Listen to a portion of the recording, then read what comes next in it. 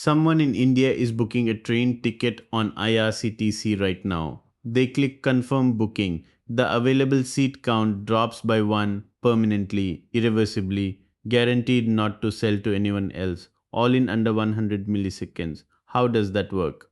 A database. In this video, we cover what a database actually is. We explore why keeping data in RAM is not enough. We compare SQL databases and NoSQL databases. We explain the asset properties and we give you a decision framework that maps directly to system design interviews. Let us begin. When your app is running, it stores data in RAM. RAM is incredibly fast, but RAM is volatile. If the server crashes or restarts, everything in RAM is gone.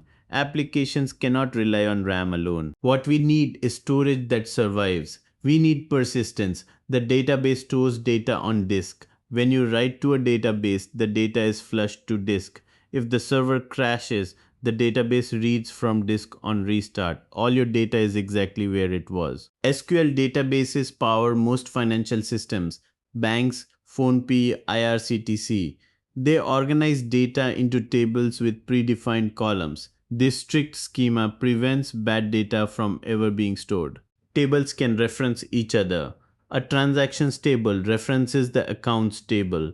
A SQL join fetches both tables in one query. No stitching data together in application code. You tap pay on PhonePe, 500 rupees to a friend. Your app sends an HTTP post request to the API server. The server begins a database transaction. Everything that happens next either succeeds together or none of it happens. No partial payments. The database debits your account and credits your friend's account. If the debit succeeds but the server crashes before the credit, the transaction rolls back. Nobody loses money. Both succeed. The database commits the transaction to disk. The API server returns HTTP 200. The green tick appears on your phone. NoSQL databases traded strict structure for flexibility and horizontal scalability. They do not use the relational model. The most common type is a document store. Instead of tables, it holds JSON objects. A restaurant in Swiggy's catalog might have a menu, tags, and photos in one single document.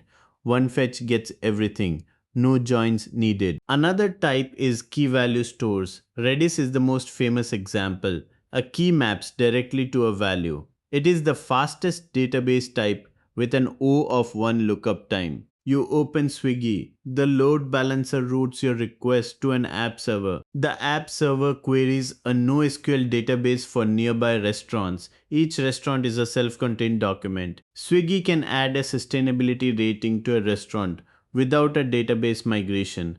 Every document can have different fields. In SQL, adding a column to 50 million rows is slow. In NoSQL, you just start writing the new field. When you use a SQL database, you rely on 4 guarantees known as ACID. Let us define them. Atomicity means a transaction is an indivisible unit. If a debit succeeds but the credit fails, the entire transaction rolls back. No money disappears. Consistency means the database enforces all defined rules. An IRCTC seat count cannot go below 0.